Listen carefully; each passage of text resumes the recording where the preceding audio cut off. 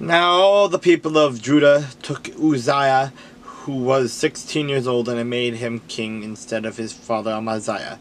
He built Elath and restored it to Judah. After the king rested with his fathers, Uzziah was 16 years old when he became king, and he reigned 52 years in Jerusalem. His father's name was Jecoliah of Jerusalem, and he did what was right in the sight of the Lord, according to all that his father Amaziah had done. He sought God in the days of Zechariah, who had understanding in the visions of God, and as long as he sought the Lord, God made him prosper. Now he went out and made a war against the Philistines, and broke down the wall of Gath, the wall of Jabneh, and the wall of Ashdod. And he built cities around Ashdod and among the Philistines. God helped him against the Philistines, against the Arabians who lived in Gur Baal, and against the Meunites. Also the Ammonites brought tribute to Uzziah. His fame spread as far as the entrance of Egypt, for he became exceedingly strong. And Uzziah built towers in Jerusalem at the corner gate, at the valley gate, and at the corner buttress of the wall, and he fortified them. And also he built towers in the desert. He dug many wells, for he had much livestock, both in the lowlands and in the plains. He also had farmers and vine dressers in the mountains and in the Carmel. And he loved the soil.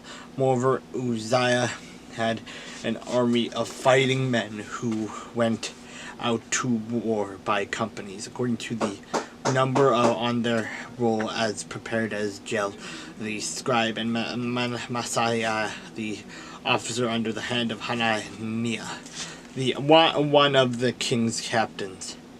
The total number of chief officers of the mighty men of valor was 2,600, and under their authority was an army of 307,500 that made war with mighty power to help the king against the enemy.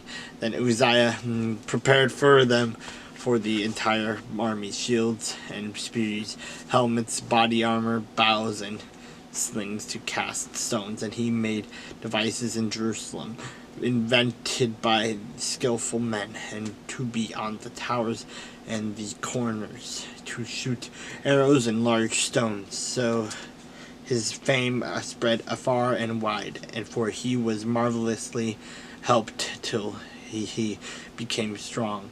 But when he was strong, his heart was lifted up to his destruction, for he transgressed against the Lord his God by entering the temple of the Lord to burn incense on the altar of incense. So Azariah the priest went to and after him, and with him were 80 priests of the Lord, valiant men.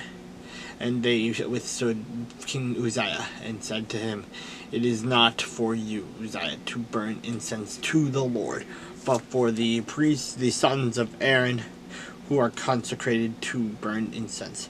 Get out of the sanctuary, for you have trespassed.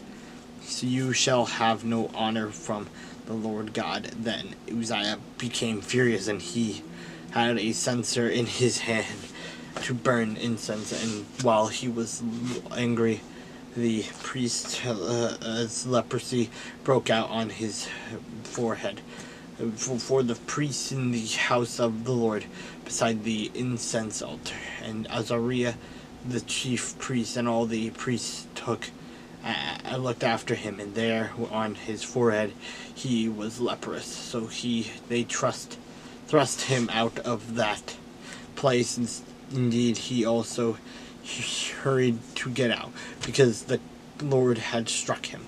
King Uzziah was a leper until the day of his death. He dwelt in an isolated house because he was a leper, for he was cut off from the house of the Lord. Then Jotham his son was over the king's house, judging the people of the land.